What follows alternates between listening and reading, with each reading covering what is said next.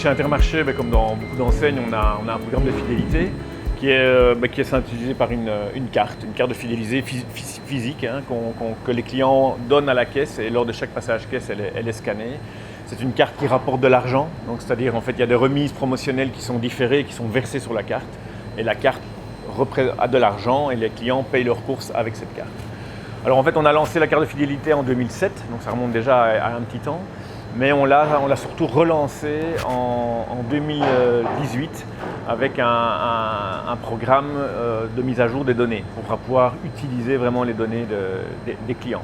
Et donc ça on l'a fait en collaboration avec Fidelity. Et ça se passe de manière assez simple, c'est-à-dire qu'on a une borne avec un écran tactile, une tablette en fait, qui est intégrée dans une borne qui est disposée, alors selon les magasins, c'est en général après les caisses, juste après les caisses, ça peut être aussi au niveau du point d'accueil. Et donc en fait, les clients, chaque année, on fait une grosse action de mise à jour et de collecte de données. Donc on envoie les clients de la caisse vers la borne, et là, avec la carte d'identité et la carte de fidélité, ils mettent leurs données à jour. C'est assez simple, assez convivial, assez intuitif. Plus facile d'une manière générale pour la clientèle plus jeune, un peu plus d'accompagnement pour la clientèle plus âgée. Mais globalement, on a comme ça pu augmenter vraiment notre base de données et utiliser des données pour des communications, que ce soit par mail, par téléphone, etc.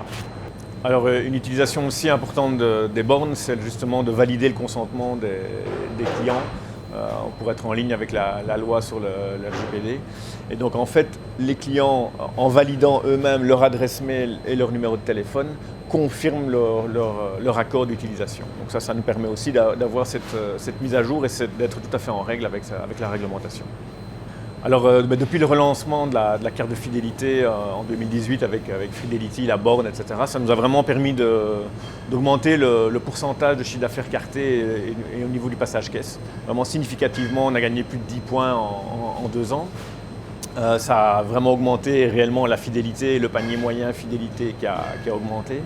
Et ça nous a permis aussi de commencer à être en communication plus personnalisée avec nos clients, que ce soit par email ou par numéro de GSM. Alors c'est vrai qu'on a par contre, on arrive à collecter parfois plus facilement les numéros de GSM que les emails. Il y a parfois une certaine réticence à donner des emails, soit parce que la clientèle n'en a pas ou a déjà trop d'emails, et ils se rabattent alors plus facilement sur le numéro de GSM, qu'on utilise sans harcèlement, sans trop de fréquence. On est sur une dizaine de fois par an, essentiellement notamment pour communiquer sur les heures d'ouverture exceptionnelles des fériés, et avec des très très bons retours.